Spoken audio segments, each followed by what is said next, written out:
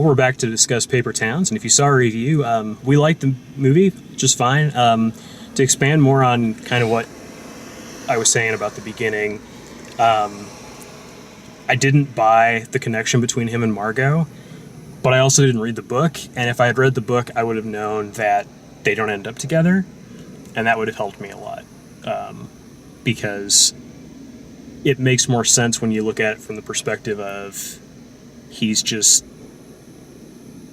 a like dorky high school guy that becomes infatuated with this girl and follows her around, and like she makes the point to him at the end that it's like, this isn't about me, this is about you, kind of thing. She's trying to figure out who she is, and whoever he was looking for doesn't exist, kind of thing, which is I found very realistic. Yeah, this was a movie that was very grounded in reality. One problem I had, and it's just a very minor problem, they seem to have an endless supply of funds, and there's no clue as to where it's coming from. Yeah, there was, and I think part of that has to do with the fact that it was a movie, and they had to make some concessions to keep the thing moving forward. But you're right, it's one of those movies where parents don't really exist, and consequences don't really exist, and there's endless money, and literally the main character's mother, you just see her smiling in the background the entire time, like whenever she shows up. Well, and he talks to her on the phone at one point and is like, yeah, we're driving to New York. Yeah, we'll be back. Yeah, and the two parents that do have lines, Margot's parents, they're like, whatever, our kids run away again. Yeah, and I mean that's also part of making it efficient for a film.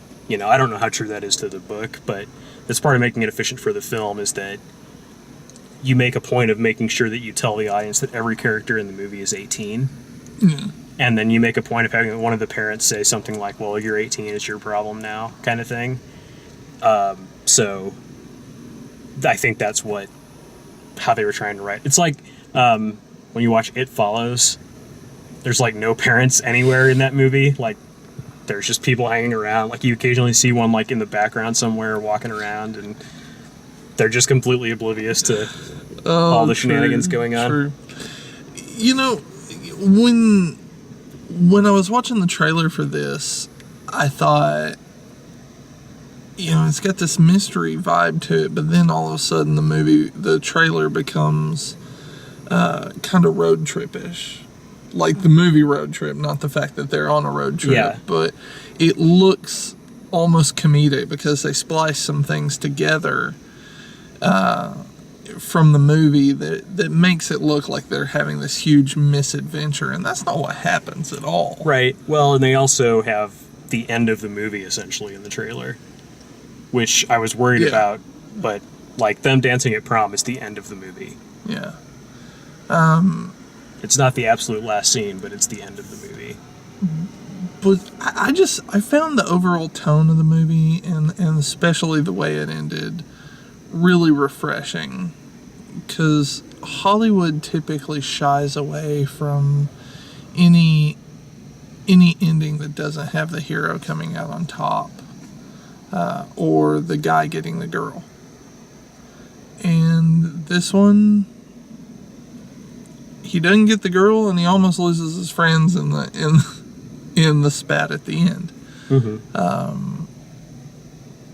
I thought that was a refreshing take, and probably my favorite scene in the movie is their goodbye at the bus station? at the fork in the road. No, between the three friends, and they all drive down separate ways out of the last scene of the movie, out of the junction. I thought that was awesome. Mm-hmm. It was just a really well done movie. Yeah. I don't know who directed it, but they did an excellent job. Yeah, I agree. Yep, so that's Favorite Towns. If you like the way we do these, please like the video, subscribe, check out all the written and video reviews at DaleMaxfield.com, and thanks for watching.